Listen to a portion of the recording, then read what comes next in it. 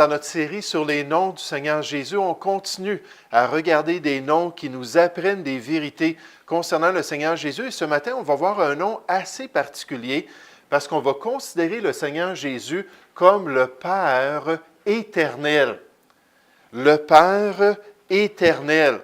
C'est assez particulier que Jésus est appelé comme ça dans les Écritures. Et ici, on retrouve probablement ce qui est nommé en théologie un paradoxe biblique.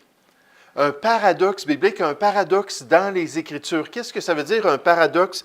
C'est une vérité, là ici on parle de la parole de Dieu, une vérité qui semble contredire une autre vérité dans la parole de Dieu.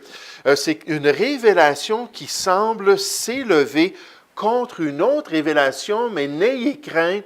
Quand on examine les choses, quand on regarde les détails, il n'y a pas de contradiction, bien au contraire. Concernant les paradoxes, on nous dit un paradoxe, c'est une forme d'expression qui semble être soit contradictoire ou soit absurde, mais qui à un autre niveau exprime une vérité fondamentale. Il est souvent utilisé dans les Écritures pour amener les auditeurs à réfléchir à un niveau plus profond et plus critique. Cela peut souvent être étroitement lié à l'hyperbole, une déclaration exagérée, sauf que pour le paradoxe, il y a un élément de contradiction apparent qui arrête l'attention et qui exige plus d'attention. Donc, on donne juste un exemple ici dans le ministère de Jésus. On le trouve dans des expressions telles que des personnes adultes naissant de nouveau. Lorsque Jésus a parlé dans Jean 3 à Nicodème, il lui a dit « Il faut que tu naisses de nouveau ». Puis sa réaction, ça a été « Un homme peut-il entrer une seconde fois dans le ventre de sa mère? » Puis les mamans disent « Non, on ne veut pas cela », demande Nicodème « Et naître ?» Ou encore, en réponse aux tentatives d'hommes riches qui voulaient rentrer dans le royaume, Jésus dit qu'il est plus facile à un chameau de passer à travers le trou d'une aiguille, qui est une impossibilité, que pour un homme riche d'entrer dans le royaume de Dieu. Puis je pensais à tous les paradoxes qu'il y a dans les Écritures. Puis je pense qu'un des plus frappants, c'est lorsque Jésus a parlé d'une vieille veuve qui a donné 2 pièces d'argent.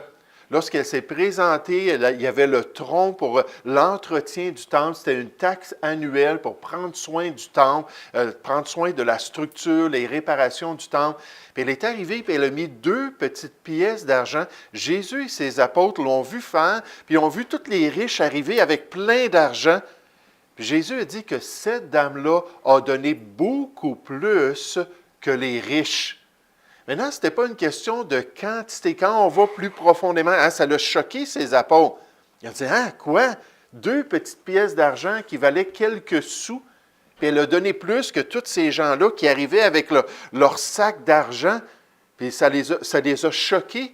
Mais ensuite, ils ont compris que c'était une question de qualité et non pas de quantité, parce qu'elle a donné plus qu'eux, ayant donné même sa subsistance. Elle a donné tout ce qu'elle avait, tandis que ces hommes riches-là avaient donné leur superflu. Ils ont pris du change de leur poche, puis ils ont mis ça dans un sac, puis sont venus offrir ça à Dieu. Mais donc, on voit dans les Écritures ces détails-là qui semblent être contradictoires jusqu'à ce qu'on les analyse un peu plus profondément.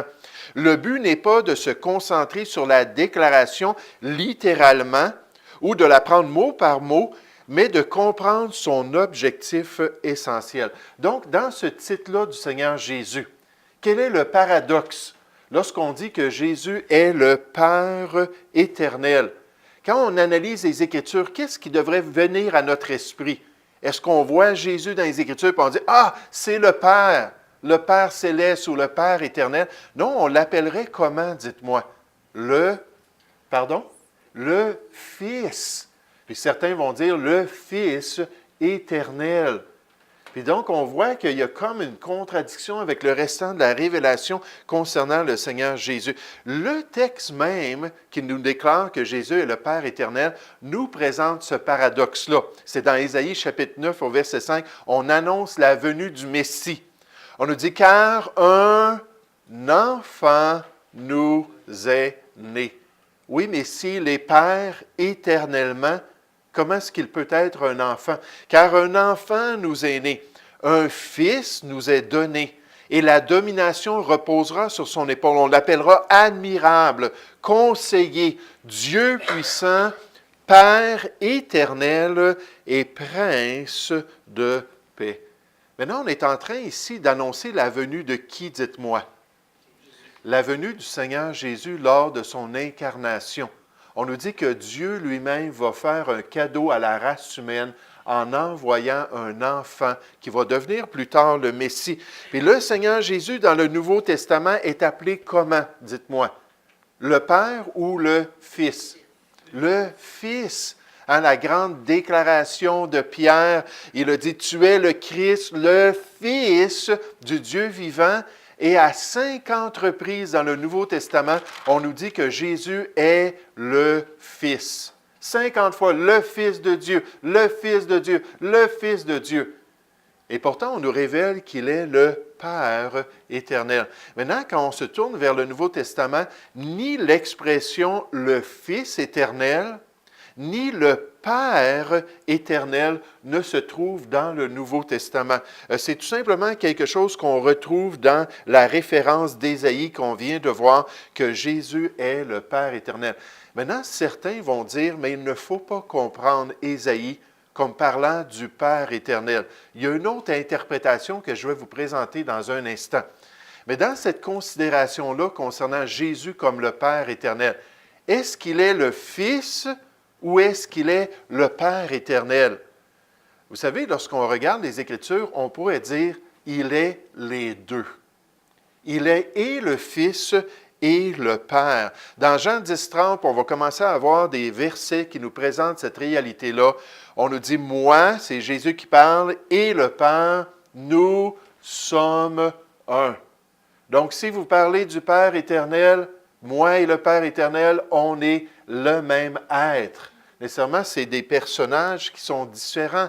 Mais dans les Écritures, on voit que le Fils et le Père ensemble forment un seul être. Deux personnes distinctes, mais pourtant qui sont unies dans un être qu'on appelle Dieu. Puis nécessairement, on présente ici le mystère de la Trinité. Comment est-ce que l'Esprit est appelé Dieu? Comment est-ce que le Fils est appelé Dieu? Comment est-ce que le Père est appelé Dieu? Mais qu'il y a un seul Dieu, parfaitement unis ensemble.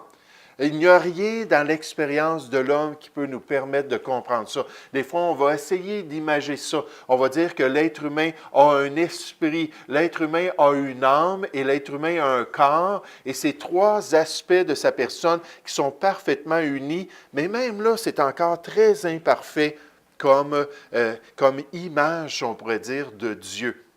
Mais dans les Écritures, on nous présente la réalité que le Père et le Fils sont dans une relation qui transcende toute notre expérience, une relation qui est parfaite, une relation qui est extraordinaire comme aucune autre relation, parce que leur relation est sans division et sans faille.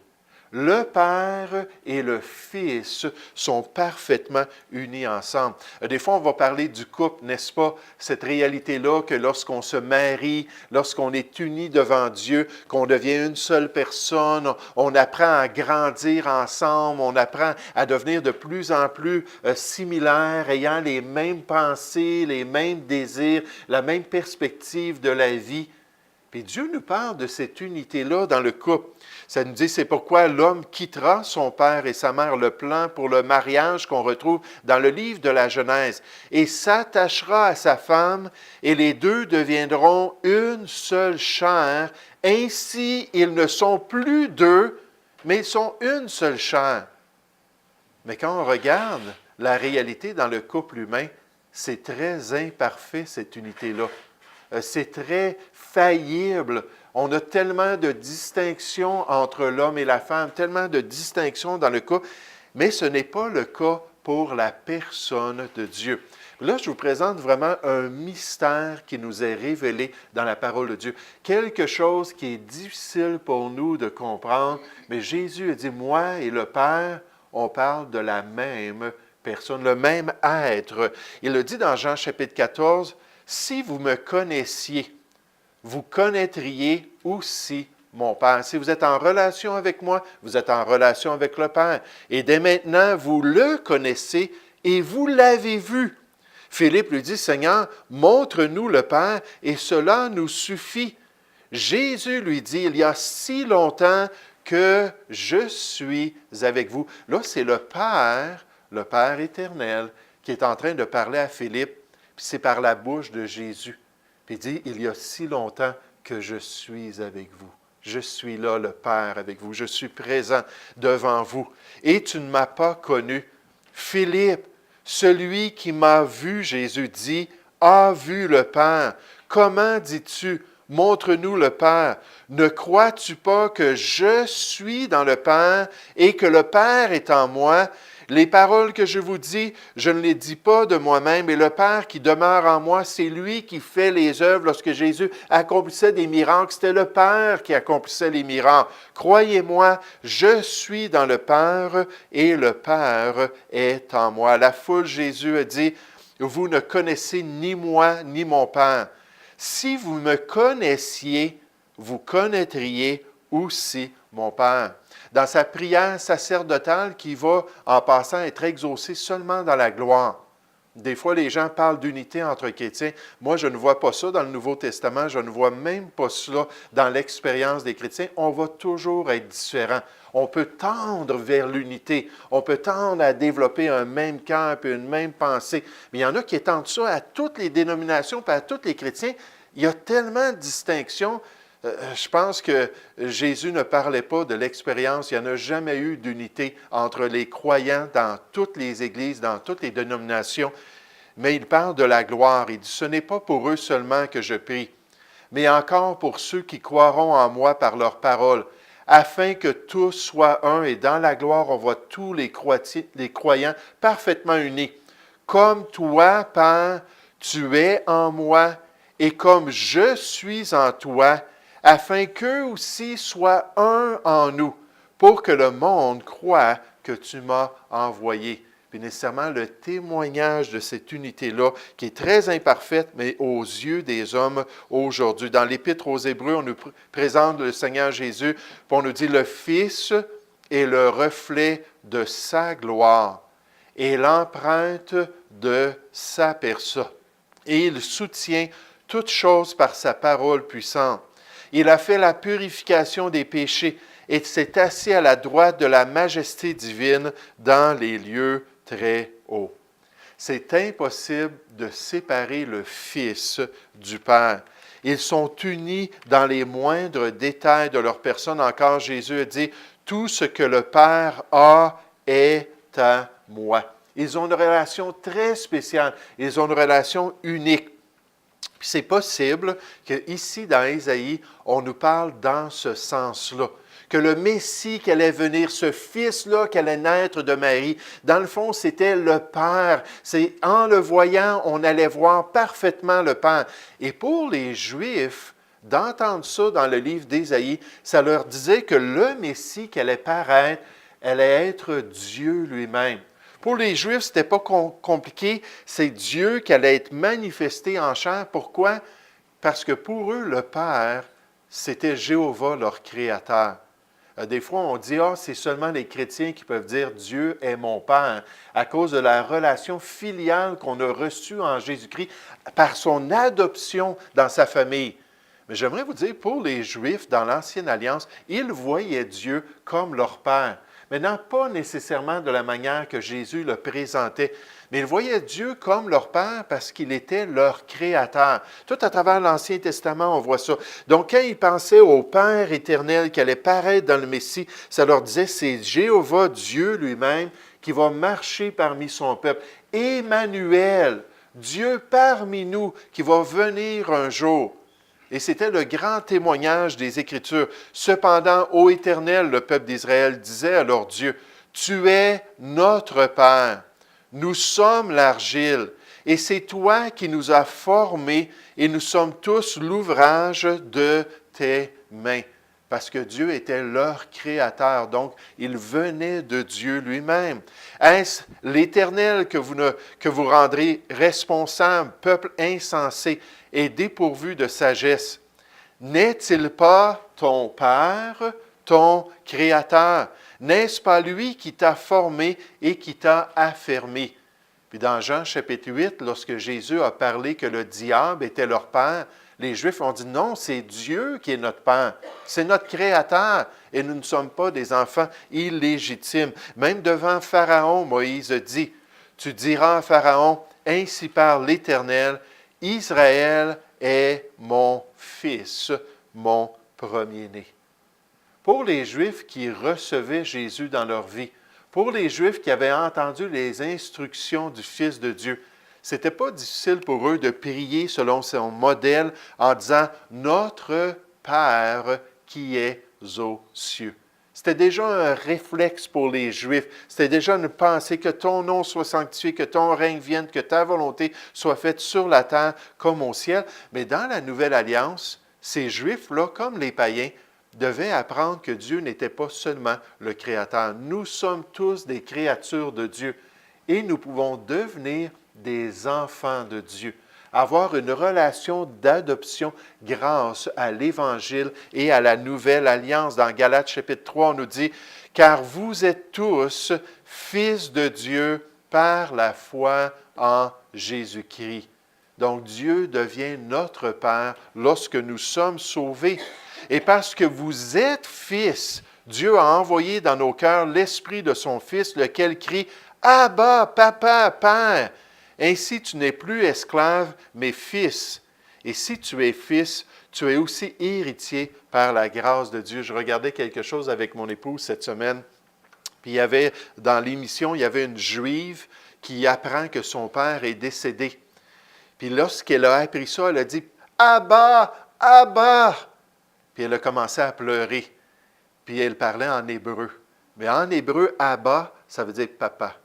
Papa, c'est très tendre comme relation que ce qu'on a reçu en Jésus-Christ. Donc, le Père éternel dans cette relation filiale-là, et on peut comprendre que quand on parle de Jésus, on parle aussi de la personne du Père, parce qu'ils sont parfaitement unis. Le Père éternel, ce qui le distingue comme merveilleux, le Messie, qu'il est un enfant et pourtant le Père éternel. Puis là, les références nous montrent que Jésus présentait cette relation parfaite avec son Père.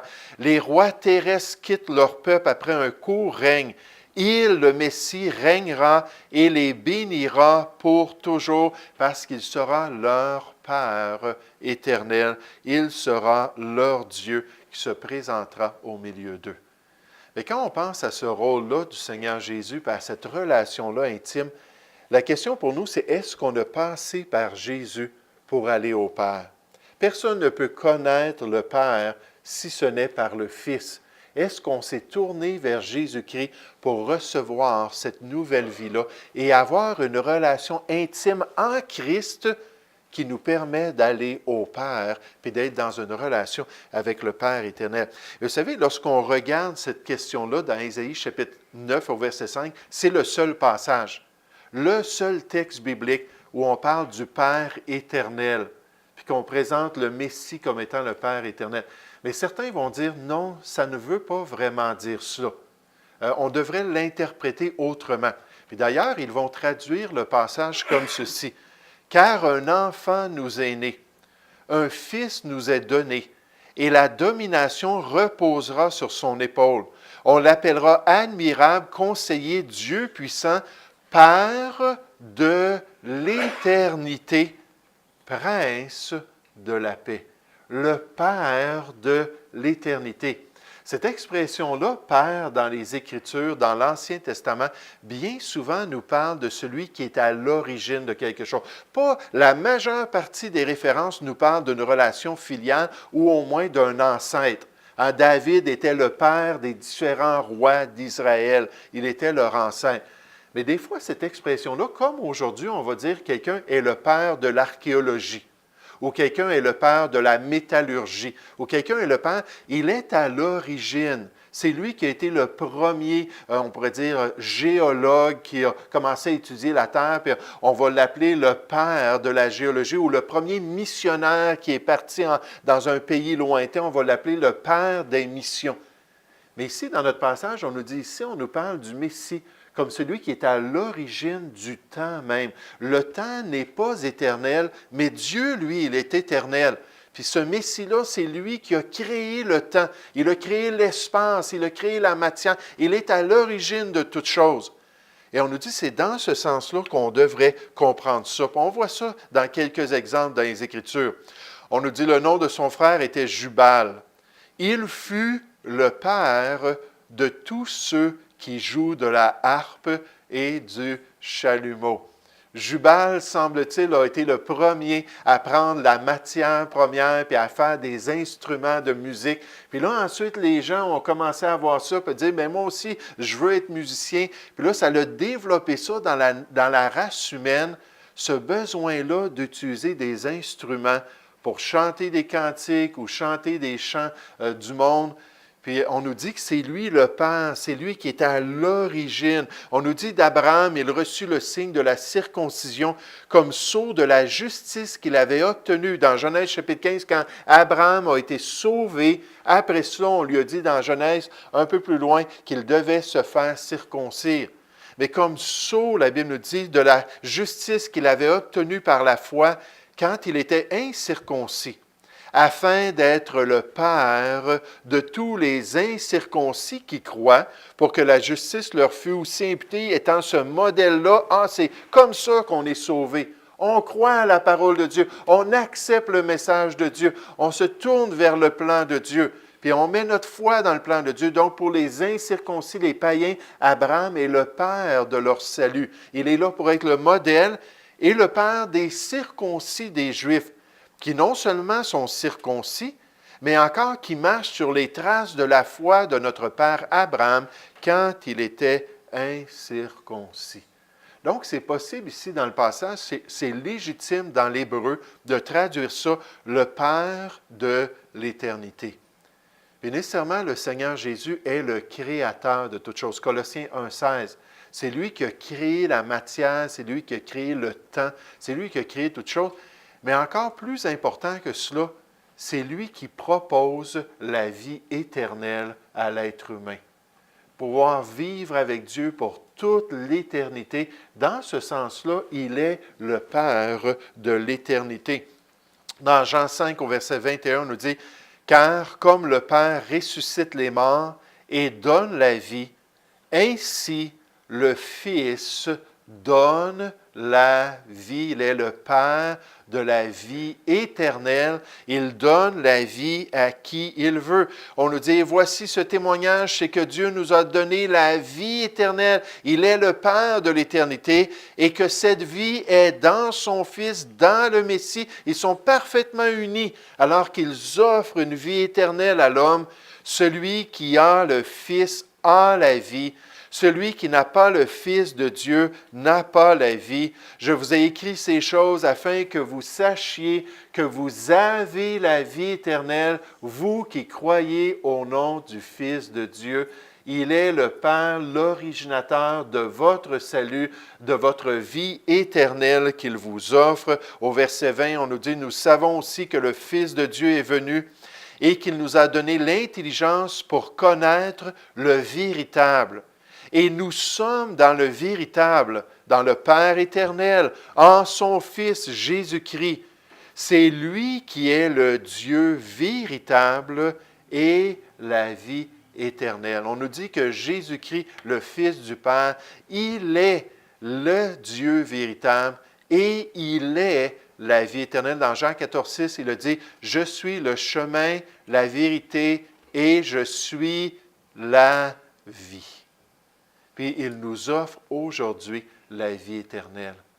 Oh, j'espère qu'on s'est tourné vers lui, j'espère qu'on a ouvert notre cœur, j'espère qu'on a reçu ce destin-là pour pouvoir être avec Dieu pour toute l'éternité. Dieu voit le tout comme une seule unité. Bien qu'il est éternel, il voit ce qui se passe dans le temps, bien qu'il est conscient de la séquence qui passe. Il est aussi la cause du temps, celui qui est à l'origine du temps. La référence à Dieu dans Ésaïe 9 au verset 5 peut être traduite par le Père de l'éternité. Le temps et l'espace sont venus à l'existence par lui. Donc, on nous dit quelque chose dans Ésaïe que le Messie, Jésus lui-même, allait être le Père éternel. Est-ce qu'on nous parle du fait qu'il va être parfaitement uni avec le Créateur, parfaitement uni avec le Dieu d'Israël, ou est-ce qu'on nous parle du fait qu'il est à l'origine du temps et nécessairement à l'origine de cette possibilité-là de vivre éternellement avec Dieu? Jésus a dit dans Jean chapitre 6 au verset 27 de cesser de travailler pour les choses qui passent. On se concentre tellement sur cette terre, mais il nous a dit de travailler pour quelque chose qui va durer éternellement. Puis s'il y a une chose qui devrait nous préoccuper ici-bas, c'est cette question-là. Est-ce que j'ai reçu la vie éternelle? Pas est-ce que je me dis chrétien, ou pas est-ce que je viens d'une société qui était chrétienne, ou peut-être que j'ai eu des amis qui étaient chrétiens, ou mes parents sont chrétiens. Est-ce que moi-même, je me suis tourné vers Jésus pour qu'il soit le Père de l'éternité en moi, qu'il produise cette vie éternelle et ce salut merveilleux qu'il veut donner à l'être humain. Donc, on s'arrête avec ce nom particulier ce matin. La semaine prochaine, on revient. On revient encore à ces noms du Seigneur Jésus pour apprendre un peu plus, mais n'oublions pas d'adorer le Seigneur Jésus comme notre Dieu et de lui rendre toute la gloire. Merci beaucoup de votre attention. On va prendre une petite pause maintenant.